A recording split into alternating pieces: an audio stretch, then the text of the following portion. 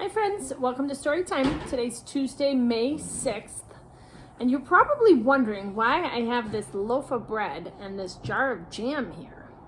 Well, we are going to read a book called Bread and Jam for Francis. So I was thinking maybe I'll have some bread and jam after I finish reading. Now, I picked this book today because it was one of my favorite books when I was a kid, and I thought you might really enjoy reading it with me. So let's take a look at Bread and Jam for Francis.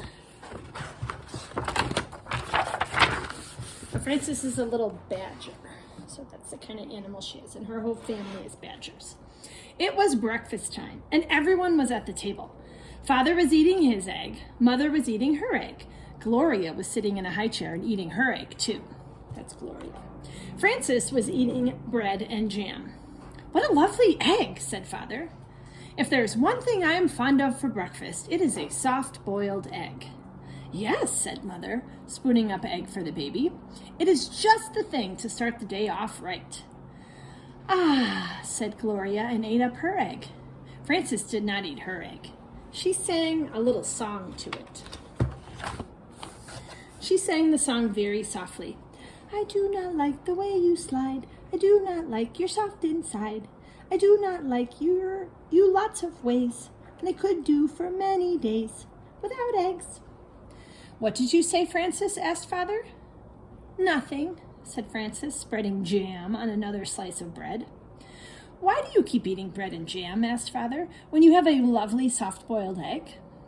"One of the reasons I like bread and jam," said Francis, "is that it does not slide off your spoon in a funny way." "Well, of course," said Father, "not everyone is fond of soft-boiled eggs for breakfast. But there are other kinds of eggs. There are sunny-side-up and sunny-side-down eggs." "Yes," said Francis, "but sunny-side-up eggs lie on the plate and look up at you in a funny way. And sunny-side-down eggs just lie on their stomach and wait." "What about scrambled eggs?" said Father. "Scrambled eggs fall off the fork and roll under the table," said Francis. "I think it's time for you to go to school now," said Mother. Francis picked up her books, her lunchbox, and her skipping rope. Then she kissed Mother and Father goodbye and went to her bus stop. While she waited for the bus, she skipped and sang, "Jam on biscuits, jam on toast. Jam is the thing that I like most. Jam is sticky, jam is sweet. Jam is tasty, jam's a treat. Raspberry, strawberry, gooseberry. I'm very fond of jam." That evening for dinner, Mother cooked breaded veal cutlets with string beans and baked potatoes. "Ah," said Father, "what is there handsomer on a plate and tastier to eat than breaded veal cutlet?" "It is a nice dish, isn't it?" said Mother. "Eat up the string bean, Gloria." "Oh," said Gloria, and ate it right up. She had already eaten her dinner of strained beef and sweet potatoes, but she liked to practice with a string bean when she could. "Where do breaded veal cutlets come from?" asked Francis. "And why are French-cut stringless beans called string beans?" "We can talk about that another time," said Father. "Now it is time to eat our dinner." Francis looked at her plate and sang, "What do cutlets wear before they're breaded? Flannel nightgowns, cowboy boots, furry jackets, sailor suits." Then she spread jam on a slice of bread and took a bite. "She won't try anything new," said Mother to Father. "She just eats that bread with jam." "How do you know what you like if you won't even try anything?" asked Father. "Well," said Francis, "there are many different things to eat, and they taste many different ways. But when I have bread and jam, I always know what I am getting, and I am always pleased." "You try new things in your school lunches," said Mother. "Today I gave you a chicken salad sandwich." "There now," said Father to Francis, "wasn't that good?" "Well, I traded it to Albert," said Francis. "For what?" asked Father. "Bread and jam," said Francis. The next morning at breakfast, Father sat down and said, "Now I call that a pretty sight. Fresh orange juice and poached eggs on toast. That's a proper breakfast for you." "Thank you for saying so," said Mother. "Poached eggs on toast do have a cheery look, I think." Francis began to sing her poached egg song. "Poached eggs on toast, why do you shiver with such a funny little quiver? Then she looked down and saw that she did not have a poached egg. "I have no poached egg," said Frances. "I have nothing but orange juice." "I know," said Mother. "Well, why is that?" said Frances. "Everybody else has a poached egg. Even Gloria has a poached egg, and she's nothing but a baby." "But you don't like eggs," said Mother, "and that is why I did not poach one for you. Have some bread and jam if you're hungry." So Frances ate bread and jam and went to school. When the bell rang for lunch, Frances sat down next to her friend Albert. "What do you have today?" said Frances. "I have a cream cheese, cucumber, and tomato sandwich on rye bread," said Albert, "and a pickle to go with it, and a hard-boiled egg, and a little cardboard shaker of salt to go with that, and a thermos bottle of milk, and a bunch of grapes and a tangerine, and a cup custard and a spoon to eat it with. What do you have?" Frances opened her lunch. "Bread and jam," she said, "and milk." "Oh, you're lucky," said Albert. "That's just what you like. You don't even have to trade with me now." "That's right," said Frances, "and I had bread and jam for dinner last night and for breakfast this morning."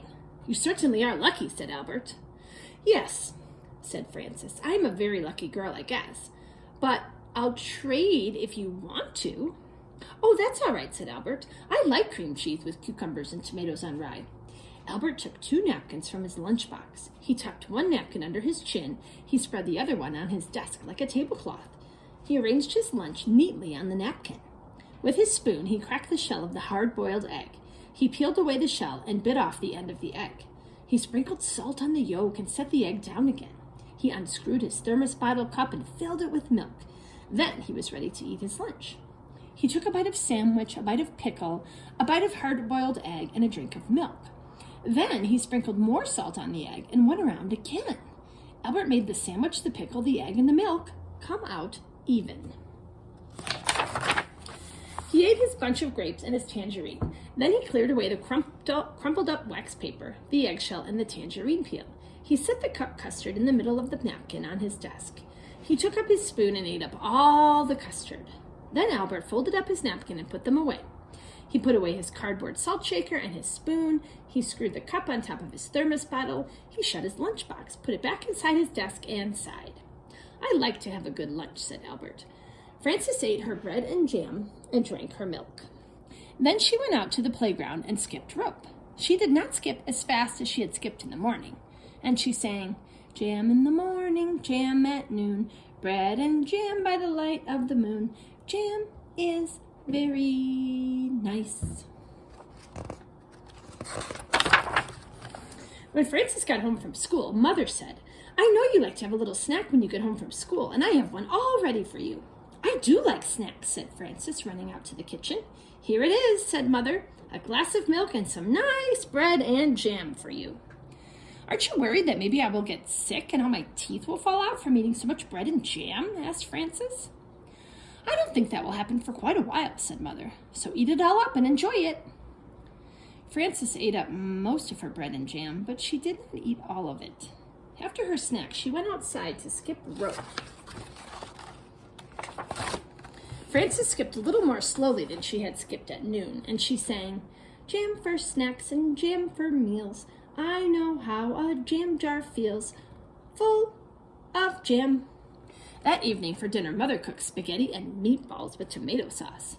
"I'm glad to see there will be enough for second helping," said Father. "Spaghetti and meatballs is one of my favorite dishes." "Spaghetti and meatballs is a favorite with everybody," said Mother. "Here, try a little spaghetti, Gloria." Said Gloria and tried her spaghetti. Frances looked down at her plate and saw that there was no spaghetti and meatballs on it. There was a slice of bread and a jar of jam. Frances began to cry. "My goodness," said Mother, "Frances is crying." "What is the matter?" asked Father. Frances looked down at her plate and sang a little sad song. She sang so softly that Mother and Father could scarcely hear her. "What I am is tired of jam." "I want spaghetti and meatballs," said Frances. "May I have some, please?" "I had no idea you like spaghetti and meatballs," said Mother. "How do you know what I like if you won't even try me?" asked Frances, wiping her eyes. So Mother gave Frances spaghetti and meatballs, and she ate it all up. The next day, when the bell rang for lunch, Albert said, "What do you have today?" "Well," said Frances, laying a paper doily on her desk and setting a tiny vase of violets in the middle of it, "let me see. She arranged her lunch on the doily.